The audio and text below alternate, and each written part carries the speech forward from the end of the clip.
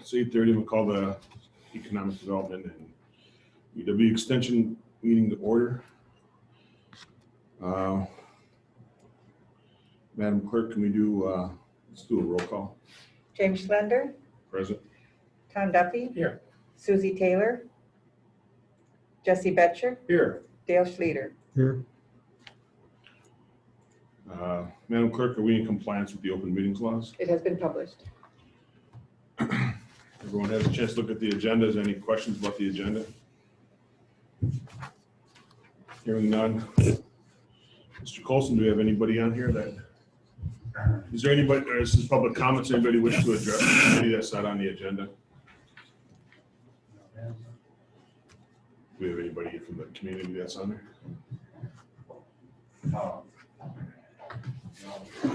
Names are. I don't recognize James Snyder She's from the fair. from the fair. She's Okay. all right. So we're going to move on to the minutes from the previous meeting. Has everyone had a chance to look at the minutes from the December meeting? Yeah, I move we approve them as presented. A motion for Mr. Duffy, I'll second it. second for Mr. Betcher. In discussion, is there any discussion on the minutes or on the motion? Hearing no discussion, call for a vote on the motion. All in favor of approving the motion to approve the minutes, indicate by saying aye. Aye. Opposed? Abstentions? Motion carries. Going on to number 6, Surrey County Agricultural Fair Association report. Ms. Snyder, do you wish to address the committee? Yes.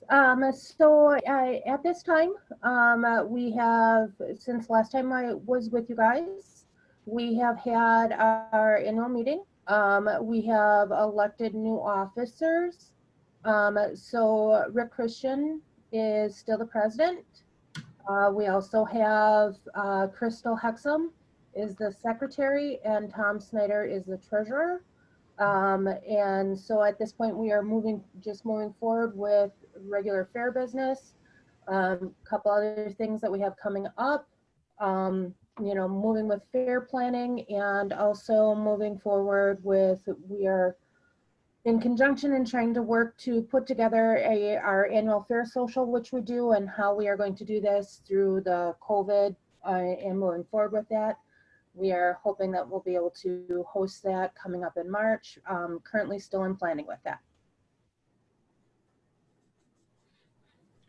Any questions for Ms. Snyder from the committee?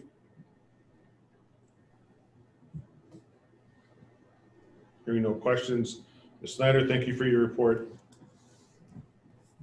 Thank you. On to number 7, UW Extension report. Good morning. Did you change your name from last time? Well, it's officially hyphenated, but I haven't really changed it. I've had that Baltrushis name for almost 30 years now, but so good morning, everyone. I just wanted to hop on and let you know that we're moving to quarterly written reports, so you won't have something in your packet every single month written from us, mostly because a lot of it is continuing throughout the months and maybe take a couple months to do. So to save you some reading, we'll just do it quarterly from now on, unless there are any objections to that.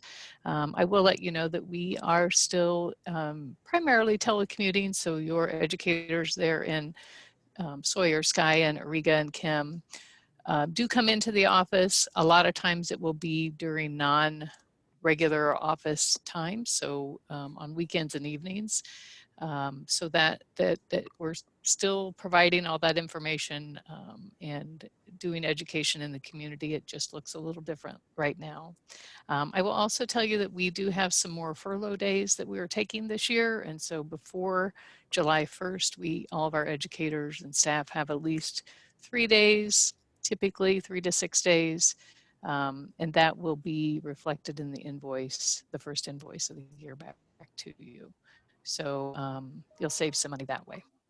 And I certainly can entertain any questions and offer to Mr. Schlueter, if you need some more information about extension, I'm happy to provide you with a packet and try and catch up with anything you need to know from our organization. Packet would be nice. Thank you. I'll get on it for you.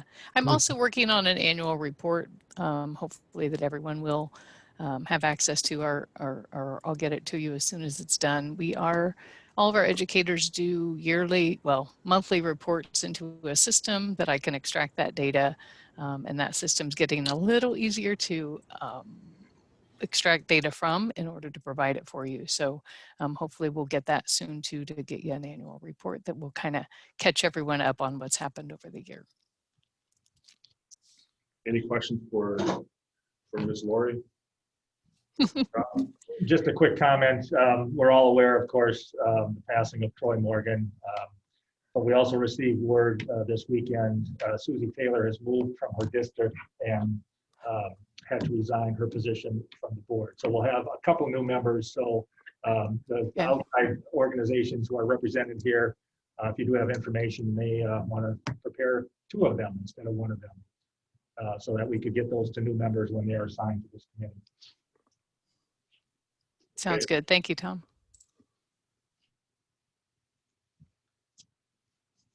All right, well, if there's nothing else, moving on to number 8, Hayward Lakes Visitor and Convention Bureau, Ms. Beckman.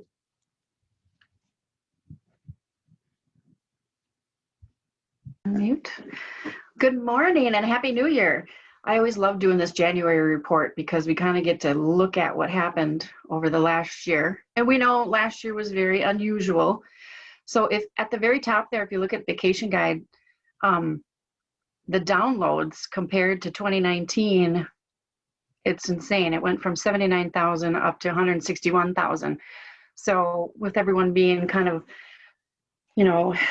remotely at home and everything, they were definitely downloading our information for Sawyer County, which is kind of exciting. We did decrease the number of printed guides last year down to 70,000, and we did send out all 70,000. So people were still, wanting the vacation guide mailed to them. So some of the interesting things that happened were our sessions were up 32% from 2019. Under website, the only thing that was a little bit different is fishing moved to the top attraction or activity that people were gathering information on our website. But the rest of the 5 kind of stay the same every year, but fishing just moved to the top this year. On the website, the search engine, we were up about 6% of people just going in there and typing in whatever they want to find us, not like directly typing Hayward Lakes. The other thing is the people who are looking at us, Milwaukee moved to the top from anybody in the state of Wisconsin. They beat out Madison. Madison has always been kind of at the top. And let's see, more females are viewing our website than they have in the past. That's up about 4%. And then how people are viewing us, this is the first year that the mobile has beat out everything else, which is 51% of the people who are looking at our website are on a mobile device. So I don't know if there's any questions. Any questions from the committee for Ms. Beckman? Mr. Slater. Can you tell me how much money you raised through the tax? Room tax. Yeah. For room tax? Yes. Yeah, well, I know, I don't have that. I do have those numbers, but I don't have them with me. It is actually, first quarter was up, second quarter was down, third quarter was up. And I don't have fourth quarter yet. Okay. I would like to see it sometime. But I can definitely give you that report. Can you send that to the committee? Yeah, absolutely. Do you want to wait till the whole year, or do you want it now? Give us both. Give us what you have right now, and then when you get a full Okay. report. All right, I'll do that. Mr. Betcher? Yeah, just a quick question on you said you mailed out 70,000 of the brochures. What kind of, how much are you spending on postage for that? We're spending a lot on postage. The 70,000 actually isn't just being mailed out. We did actually go to a couple sports shows, which we squeaked in January and February last year. And we also have them distributed through 5-Star Marketing. So they go to all the rest areas. But it is about $2.25 for each guide that we mail. Right. I'm just wondering if there's a way to get a lower bulk rate price, or if you looked into that. We have looked into that, and we do the bulk rate, and we Okay. have to, and it's it goes by zones. It's very complicated, and it has to be the exact same weight. So if somebody calls and wants a vacation guide and they want information on the Chippewa Flowage and Nelson Lake, then the weight changes. So it's a little bit tricky, but yeah, we do the bulk. We've got it as inexpensive as we can. Okay, thank you. Any other questions on this? Thank you, Ms. Beckman, for your report. Moving on to number 9, Northwest Regional Planning Commission report. Do we have anybody here from Northwest Regional Planning? Who is our representatives for that board? County representative? I don't recall. That would be Jessica. So, That's Northwest Regional Planning, no Tweed. Tweed and who's maybe? We should, maybe we can get someone from this board, this committee, to serve on that. I know that, I think Bruce was the alternate.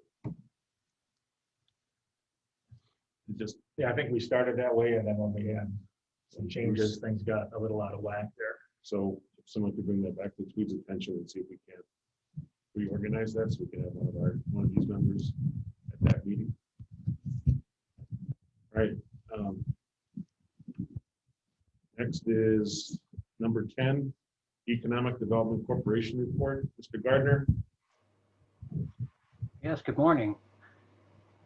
As you can expect, that December was an interesting month as we waited in anticipation of new legislation that would certainly affect our local businesses. Continue to keep up on changes that evolved out of previous legislation, but the new legislation that was signed in at very end of December, the details are just starting to roll out now, the press releases from the Small Business Administration. There's going to be webinars coming up from a range of people. So we're going to begin this week getting information out to those businesses on our list so they can at least be have the opportunity to keep up on any of these programs that affect them. In some instances, it's a continuation of what they did previously. In other ones, there are some new items, worthy of mentioning that affect our local businesses and industries. One is there was some things that were left out of previous legislation. The live venue one, which would mean, specific, just for example, like assistance for the Park Theater and others that didn't exist before, and more support this time for the forest industry, specifically loggers and truckers. So we're watching that so we can get information to the right people, but the details are forthcoming, and we'll try to help people navigate them. We continue to develop partnerships which help move our community's priorities, our organization's priorities forward. And hopefully we're going to begin to see some of the benefits from the work done in the months previous to the end of last year. I have been participating in the Heart of the North Legislative Day committees. That was a new experience for me, and I did see the role that I could take in this particular round. I've been working with a number of people on the natural resource items. Specifically, I'll probably be talking with legislators on an issue that affects Sawyer County. I've been communicating with the DADCAP legislative liaison on a bill that was presented in it was a 2019 bill brought forward last year called AB 790, which directly affected appropriations to counties to maintain current levels of land and water conservation department employees. We're just trying to determine what support that is, trying to keep that alive so that local budgets aren't stressed, and our producers and landowners can have continued and increased support in that regard. Starting in January, I'm going to be a little higher level of community engagement than we had last year.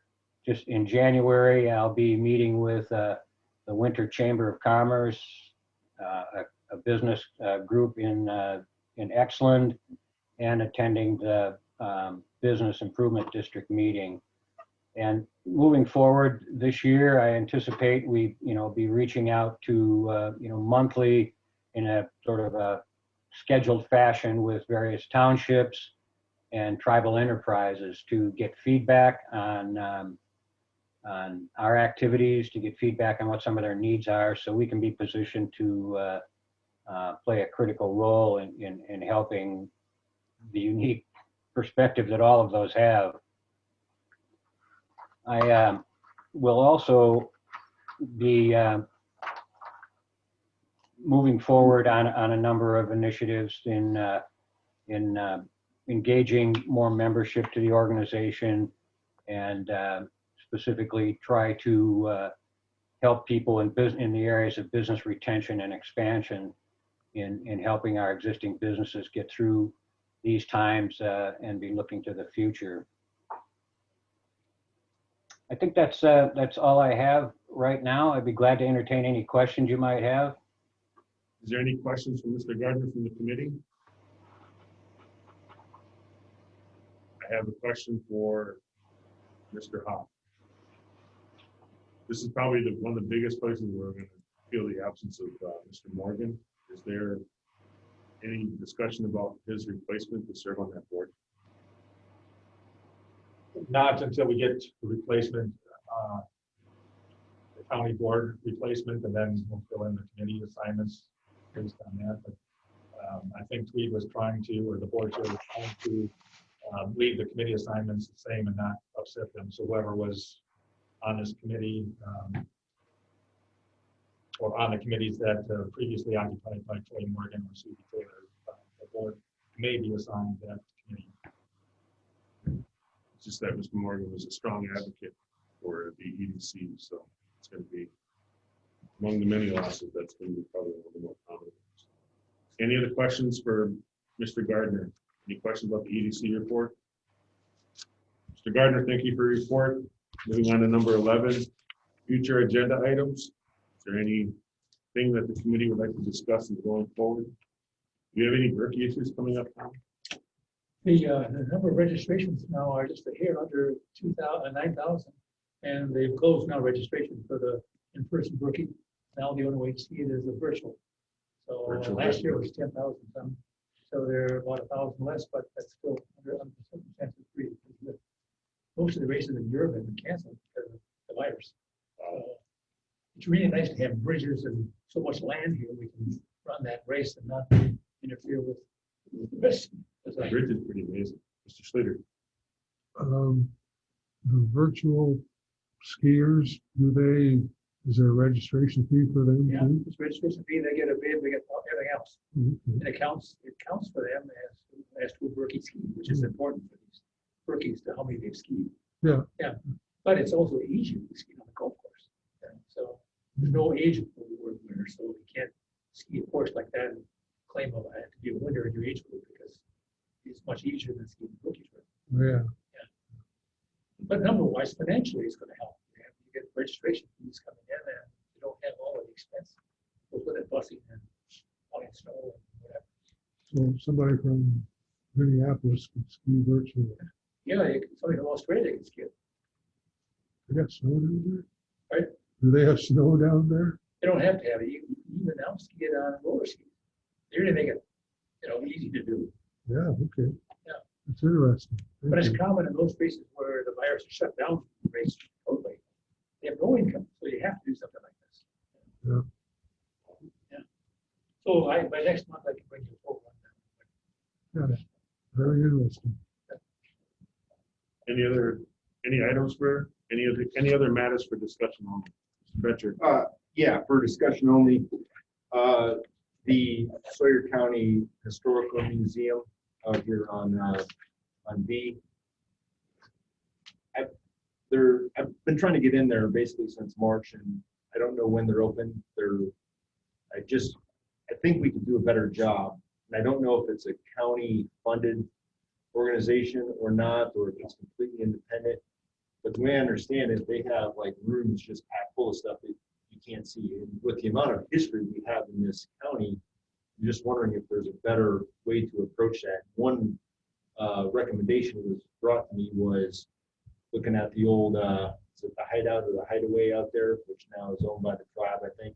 But that's more of a centrally located place for the county.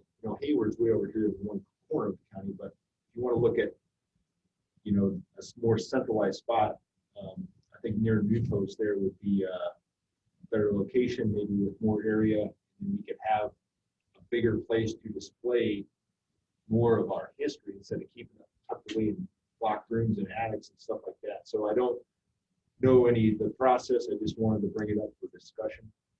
Mr. Hop, is there a way that we could put that, invite the Historical Society to come to a meeting to see if there's any opportunity to develop a partnership? Because I think if we do this in baby steps, what we can do is we can ask them if they're open to a partnership with the county, and then that can open up a discussion with partnering with the tribe. I don't know if the hideout would be something that would be conducive for like a historical society, but the tribe does have its own historical kind of, they renovated the Kinnaman School, and that serves as kind of like the museum / tourist center / information center for the tribe.